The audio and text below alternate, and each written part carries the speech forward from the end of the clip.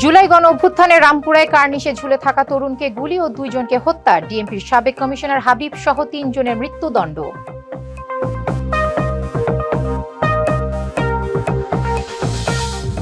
চীনের সাথে করিডোরে বছরে 30,000 কোটি ডলারের বাণিজ্য সম্ভাবনা, সুযোগ কাজে লাগিয়ে কর্মসংস্থান বাড়াতে চায় সরকার।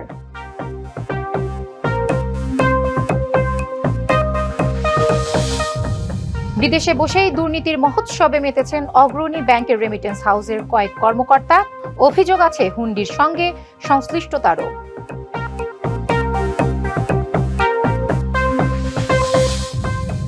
ধ্বংস হয়ে যেতে পারে সুন্দরবন, এমন ভয়াবহ তথ্য গবেষকদের। উজান থেকে মিঠা পানির প্রবাহ বন্ধ হওয়াতেই এমন পরিস্থিতি।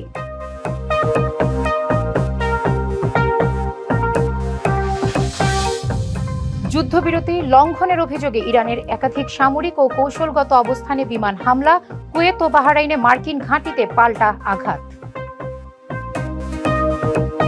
দেখছিলেন নাসির সিনটেক্স গ্রুপ সংবাদ শিরোনাম। এবার জানাবো খবরের বিস্তারিত। আপনাদের সাথে আছি আফসানা পিয়া। মহাকাশ গবেষণা ও দূর অনুধাবন প্রতিষ্ঠান বা স্পারসো পরিদর্শন করেছেন প্রধানমন্ত্রী তারেক রহমান। এ সময় স্পারসোকে আধুনিক, যুগোপযোগী, স্বনির্ভর এবং জাতীয় নিরাপত্তা ও উন্নয়নে কার্যকর অবদান রাখতে সক্ষম মহাকাশ গবেষণা প্রতিষ্ঠান হিসেবে গড়ে তুলতে সংশ্লিষ্টদের নির্দেশ দেন প্রধানমন্ত্রী। রবিবার সকাল 9:15টার দিকে রাজধানীর আগারগাঁওয়ে স্পারসোর কার্যালয়ে পৌঁছান তারেক রহমান। প্রতিরক্ষা মন্ত্রণালয়ের আওতাধীন প্রতিষ্ঠানটির কার্যালয় ঘুরে দেখেন সরকার প্রধান। বিভিন্ন বিভাগ ঘুরে দেখার পাশাপাশি কথা বলেন কর্মকর্তা কর্মচারীদের সঙ্গে। এ সময় স্পারসোর চেয়ারম্যান রাশিদুল ইসলাম প্রতিষ্ঠানটির বিভিন্ন কার্যক্রম সম্পর্কে প্রধানমন্ত্রীকে অবহিত করেন।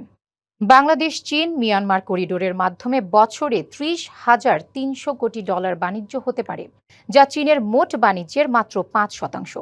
এমনটা জানিয়েছেন প্রধানমন্ত্রীর অর্থ উপদেষ্টা অধ্যাপক রাশেদ আল মাহমুদ তিতুমির।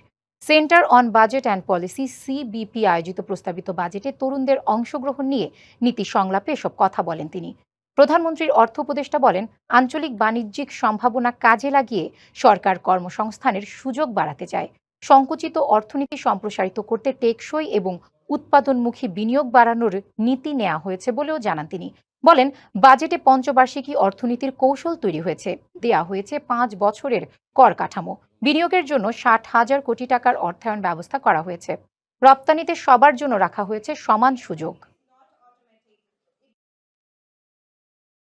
সর্বজনের অর্থনীতির জন্যই এই বাজেটটি প্রণীত হয়েছে, যার কারণে সকল শ্রেণীর, সকল পেশার, সকল খাতের, সকল বয়সের মানুষের প্রতিচ্ছবি এই বাজেটে প্রতিফলিত হয়েছে।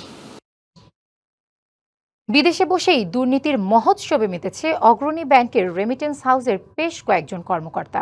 এ কাজে একে অপরকে টেক্কা দিতে নেমেছেন অসম প্রতিযোগিতায়। অভিযোগ আছে হুন্ডির সঙ্গে সংশ্লিষ্টতারও। রেমিটেন্সের অর্থ খরচ করেছেন যথেচ্ছভাবে। অভ্যন্তরীণ নিরীক্ষায় অপরাধ প্রমাণ হলে অর্থ ফেরতও দিয়েছেন কেউ কেউ, তবে প্রভাব খাটিয়েছেন নিরীক্ষা বন্ধ রাখায়।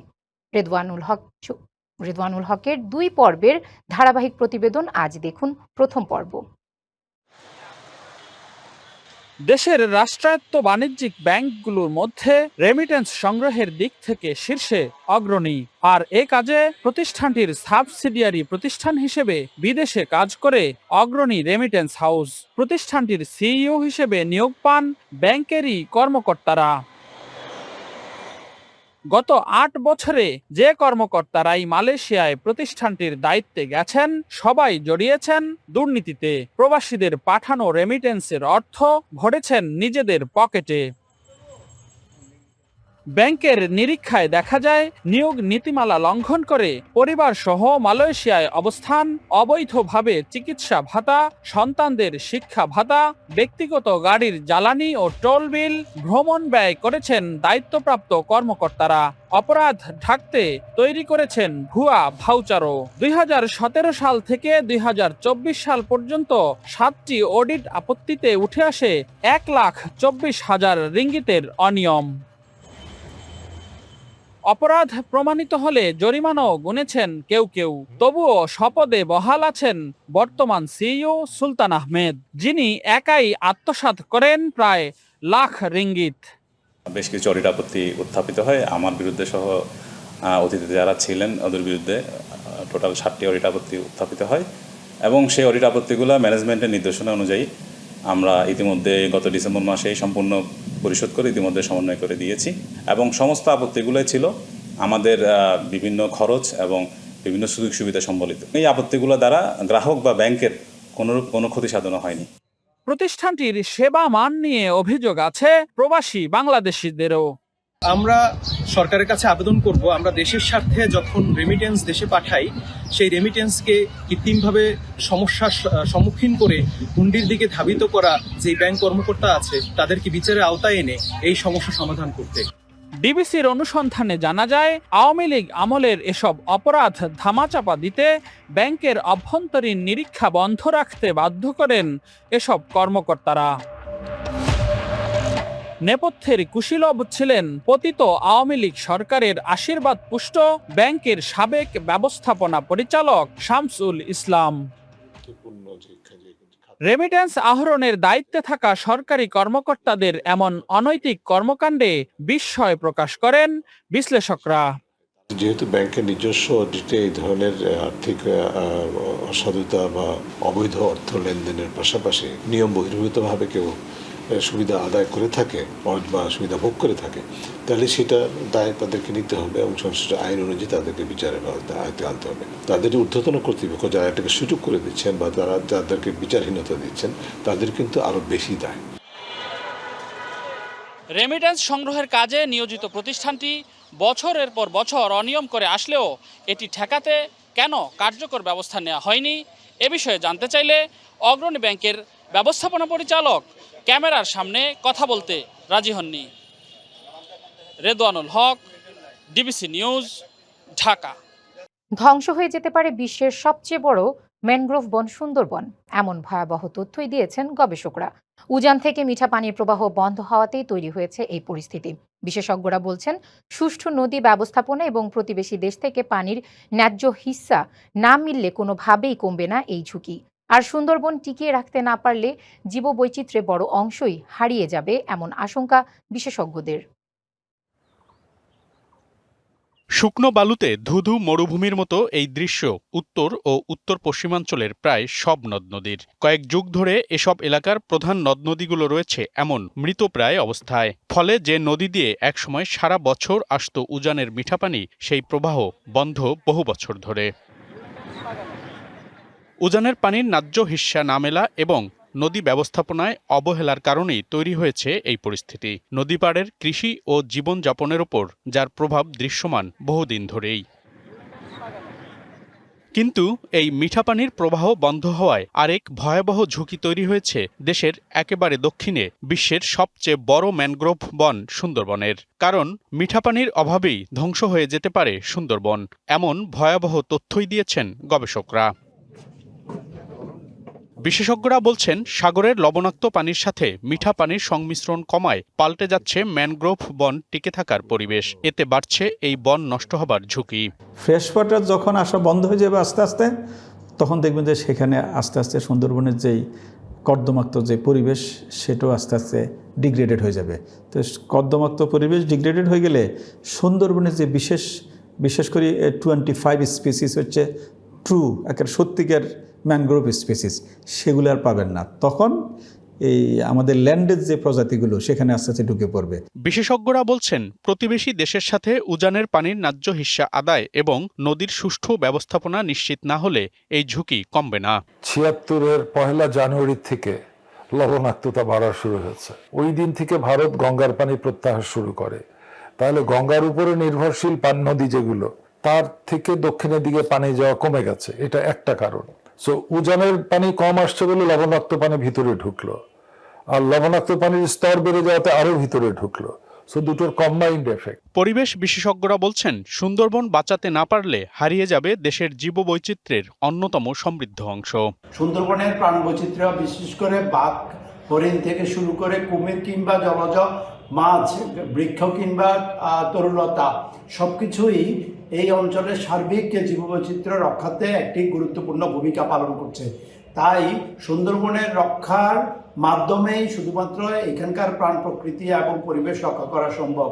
সুন্দরবন বাঁচাতে সরকারকে দ্রুত গবেষণা ভিত্তিক সঠিক উদ্যোগ গ্রহণের দাবি সবার। মনিরুল সোহাগ, ডিবিসি নিউজ, ঢাকা। জুলাই যোদ্ধাদের মতো বাজেটে 17 বছর তৃণমূলের যেসব নেতাকর্মী অত্যাচারিত হয়েছে তাদের জন্য বাজেট বরাদ্দ রাখতে হবে।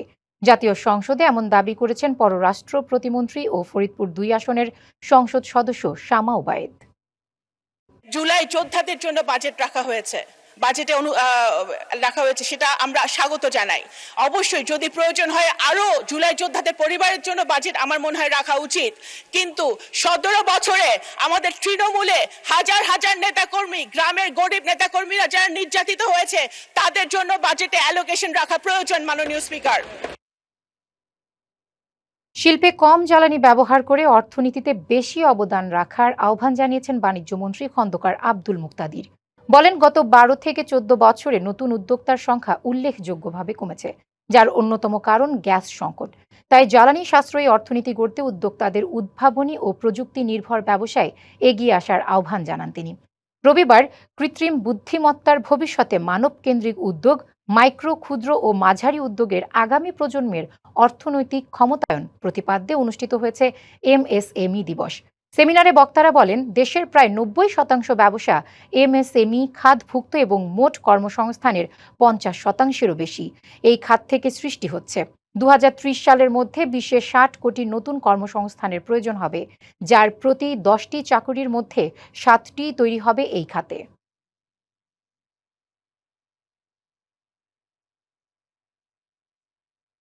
গত 12, 15, 16, 17 বছরে নতুন উদ্যোক্তা তৈরি হয়েছে খুব কম। বেশিরভাগই যারা ইতিমধ্যে শিল্প কলকারখানা স্থাপন করেছিলেন তারাই বড় হয়েছে। এর একটা বড় কারণ হচ্ছে গ্যাসের অপ্রতুলতা। সামাজিক মাধ্যমে প্রশ্ন ফাঁসের ভুয়া খবর ছড়ালে কঠোর ব্যবস্থা নেওয়ার হুঁশিয়ারি দিয়েছেন শিক্ষামন্ত্রী ডক্টর আনম এহসানুল হক মিলন। সকালে সিলেটের মেন্দিবাগ এলাকায় জালালাবাদ গ্যাস ভবনের অডিটোরিয়ামে এইচএসসি ও সমমান পরীক্ষা উপলক্ষে শিক্ষা বোর্ডের কেন্দ্রের ভারপ্রাপ্ত কর্মকর্তাদের সঙ্গে মতবিনিময় সভায় তিনি এসব কথা বলেন। এ সময় মন্ত্রী আরও বলেন, প্রশ্ন ফাঁস নিয়ে গুজব বা বিভ্রান্তি রোধে সাইবার আইন সংশোধনের উদ্যোগ নেওয়া হচ্ছে। কোনো শিক্ষার্থীর নকলের প্রমাণ পেলে তার রি-এক্সাম হবে। বিগত সরকারের সময় শিক্ষক কল্যাণ ট্রাস্টের 7,000 কোটি টাকা আত্মসাৎ হয়েছে। বর্তমান সরকার শিক্ষক কল্যাণ ট্রাস্টের অর্থপ্রাপ্তি নিশ্চিত করেছে বলেও জানান শিক্ষামন্ত্রী। অনুষ্ঠানে উপস্থিত ছিলেন দৈনিক যুগান্তরের সম্পাদক কবি আব্দুল হাই শিকদার, ডিবিসি নিউজের সম্পাদক লোটন একরাম সহ সাংবাদিক নেতারা। তারা যন্ত্র ব্যবহার করছে, তারা ডিজিটালি নকল করতে চাচ্ছে, আমরাও ডিজিটালি তাকে প্রোটেকশন দিচ্ছি। নকল প্রতিরোধ যে আইনটি, এটার আবার নতুনভাবে আমরা আইন করছি। আমাদের মনিটরিং এর কন্ট্রোলের আওতায় নিয়ে আসতে হবে, যেন শিক্ষায় কেউ কোনো রকম আমাদেরকে ফাঁকি না দিতে পারে। চট্টগ্রাম বন্দরের এনসিটি ও সিসিটি সহ গুরুত্বপূর্ণ স্থাপনা দেশি বিদেশি প্রতিষ্ঠানের কাছে ইজারা দেওয়ার প্রতিবাদে 1 জুলাই সমাবেশ ও মানববন্ধন কর্মসূচি ঘোষণা করেছে বন্দর রক্ষা কমিটি। চট্টগ্রাম প্রেস ক্লাবে আয়োজিত সংবাদ সম্মেলনে সংগঠনটির নেতারা 5 দফা উত্থাপনের পাশাপাশি বন্দর ব্যবস্থাপনা নিয়ে সরকারের অবস্থান স্পষ্ট করার দাবি জানান।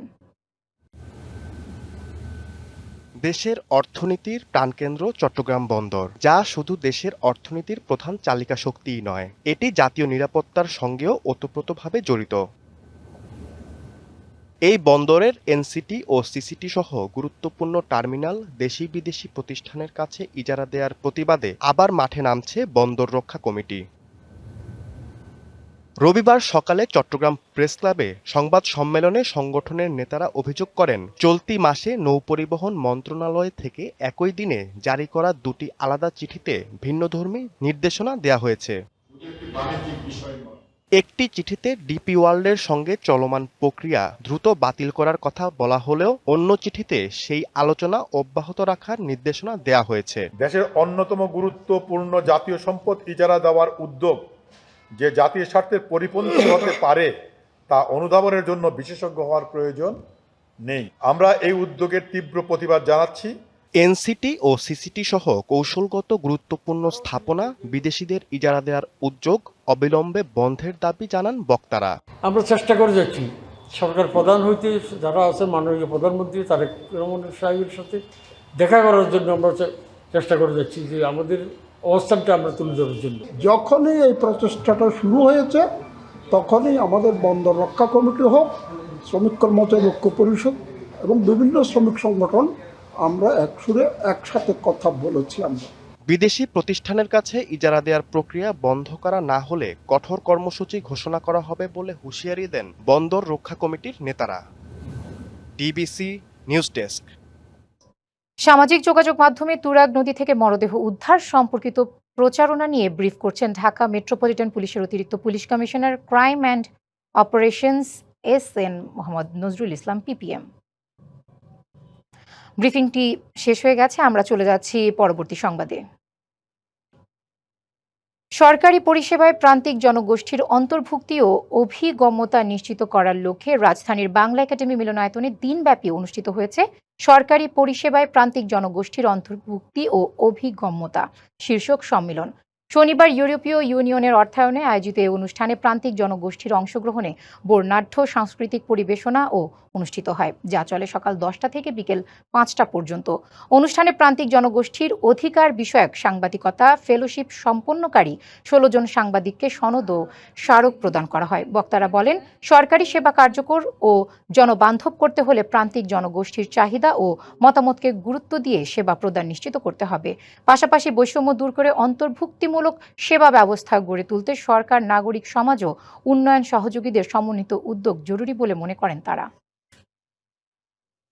আবারও উত্তপ্ত মধ্যপ্রাচ্য। যুদ্ধবিরতি লঙ্ঘনের অভিযোগে ইরানের একাধিক সামরিক ও কৌশলগত অবস্থানে বিমান হামলা চালিয়েছে মার্কিন সামরিক বাহিনী। অন্যদিকে এর পাল্টায় কুয়েত ও বাহরাইনে থাকা মার্কিন ঘাঁটির বিভিন্ন সামরিক স্থাপনায় ব্যালিস্টিক ক্ষেপণাস্ত্র ও ড্রোন হামলা চালিয়েছে ইরানের রেভলিউশনারি গার্ড। যে কোনো মুহূর্তে পরিস্থিতি আবারও বড় ধরনের যুদ্ধে রূপ নিতে পারে বলে আশঙ্কা করা হচ্ছে। শনিবার হরমুজ প্রণালীর একটি জ্বালানি তেলবাহী ট্যাঙ্কারে ইরানি ড্রোন হামলার পর তীব্র প্রতিক্রিয়া জানায় ওয়াশিংটন। মুহূর্তের মধ্যেই ইরানের উপকূলীয় অঞ্চলে বিমান হামলা চালায় মার্কিন বাহিনী। প্রেসিডেন্ট ডোনাল্ড ট্রাম্প ট্রুথ সোশ্যালে কড়া হুঁশিয়ারি দিয়ে বলেছেন, প্রয়োজনে এই সামরিক অভিযান পুরোপুরি শেষ করা হবে এবং ইরানকে পৃথিবীর বুক থেকে মুছে দেওয়া হবে। হামলায় ইরানের ক্ষেপণাস্ত্র ও ড্রোন মজুদ কেন্দ্র, উপকূলীয় রাডার সাইট এবং বিমান প্রতিরক্ষা ব্যবস্থা ধ্বংসের দাবি করেছে পেন্টাগন। ইরানি রাষ্ট্রীয় গণমাধ্যম জানিয়েছে, হরমুজ প্রণালীর কৌশলগতভাবে গুরুত্বপূর্ণ কেশম দ্বীপ বন্দরী লেঙ্গা শহরের অন্তত 5টি পয়েন্টে আছড়ে পড়ে মার্কিন মিসাইল। এতে বেশ কিছু সামরিক অবকাঠামো ও যোগাযোগ ব্যবস্থা ক্ষতিগ্রস্ত হয়েছে। মার্কিন হামলার জবাবে কয়েক ঘন্টার মধ্যেই পাল্টা আঘাত হানে তেহরান। IRGC এক বিবৃতিতে জানায়, কুয়েতের বিমান ঘাঁটি ও বাহরাইনে অবস্থিত মার্কিন 5ম নৌবহর সহ বেশ কয়েকটি সামরিক স্থাপনায় ব্যালিস্টিক ক্ষেপণাস্ত্র ও ড্রোন হামলা চালানো হয়েছে। IRGC সাব জানিয়ে দিয়েছে, অন্তর্বর্তী চুক্তি অনুযায়ী হরমুজ প্রণালীর জাহাজ নিয়ন্ত্রণের দায়িত্ব তেহরানের। হুঁশিয়ারি দিয়ে জানিয়েছে, প্রণালীটি নিয়ে কেউ শত্রুভাবাপন্ন মনোভাব দেখালে দাঁত ভাঙা জবাব দেয়া হবে। এছাড়া চুক্তি লঙ্ঘন করলে হরমুজ প্রণালী দিয়ে জাহাজ চলাচল পুরোপুরি বন্ধ করে দেয়া হবে। সামিউল ইসলাম, DBC নিউজ ডেস্ক। ভেনেজুয়েলায় স্মরণকালের ভয়াবহ জোড়া ভূমিকম্পের পর কেটে গেছে 72 ঘন্টার বেশি। ধ্বংসস্তূপ থেকে বেরিয়ে আসছে মৃতদেহ। এ পর্যন্ত মরদেহ উদ্ধার হয়েছে 1430টি। আহত হয়েছেন 3000-এর বেশি মানুষ। উদ্ধার কাজে যোগ দিয়েছেন আন্তর্জাতিক উদ্ধারকর্মীরা। দেশটির শীর্ষ আইন প্রণেতা জর্জ রদ্রিগেজ এই ঘটনাকে গত 123 বছরের মধ্যে সবচেয়ে ভয়াবহ বিপর্যয় বলে আখ্যা দিয়েছেন। ঘরবাড়ি হারিয়ে 3142টি পরিবার এখন আশ্রয় কেন্দ্রে মানবেতর জীবনযাপন করছে। এদিকে লা গুয়াইরা এলাকায় সরকারি উদ্ধার তৎপরতায় ধীরগতির অভিযোগ তুলে চরম ক্ষোভ প্রকাশ করেছেন দুর্গতরা। হাসপাতালের দেয়ালগুলোতে নিখোঁজ স্বজনদের ছবি টানিয়ে হন্য হয়ে খুঁজছেন অনেকে। দীর্ঘদিনের হাঁসফাঁস গরম আর তীব্র দাবদাহের পর অবশেষে স্বস্তির বৃষ্টি নেমেছে ফ্রান্সের রাজধানী প্যারিসে। শনিবার রাতে মুষলধারে বৃষ্টির পাশাপাশি প্যারিসের আকাশে দেখা যায় চোখ ধাঁধানো বজ্রপাত। তাপমাত্রা 40 ডিগ্রি সেলসিয়াস ছাড়িয়ে যাওয়ার গত কয়েকদিন ধরেই চরম দুর্ভোগে ছিলেন ফরাসিরা। প্যারিসের তাপমাত্রা ছুঁয়েছিল রেকর্ড 41 ডিগ্রি সেলসিয়াস। তাই অপ্রত্যাশিত এই বৃষ্টিতে উল্লাসে মেতে ওঠেন নগরবাসী। আইফেল টাওয়ারের কাছে এবং ক্যানেলের পাড়ে জড়ো হয়ে বৃষ্টি উদযাপন করে সাধারণ মানুষ। স্থানীয়রা জানান, অসহনীয় গরমের পর এই বৃষ্টি এবং ঠান্ডা বাতাস তাদের জন্য আশীর্বাদ হয়ে এসেছে। এদিকে ফ্রান্সের আবহাওয়া দপ্তর মেটিও ফ্রান্স রাজধানী ও এর আশপাশের এলাকাগুলোতে শক্তিশালী ঝড়ের সতর্কতা জারি করেছে। জানিয়েছে, রোববারের মধ্যে প্যারিসের তাপমাত্রা অনেকটাই কমে 30 ডিগ্রি সেলসিয়াসে ঘরে নেমে আসবে।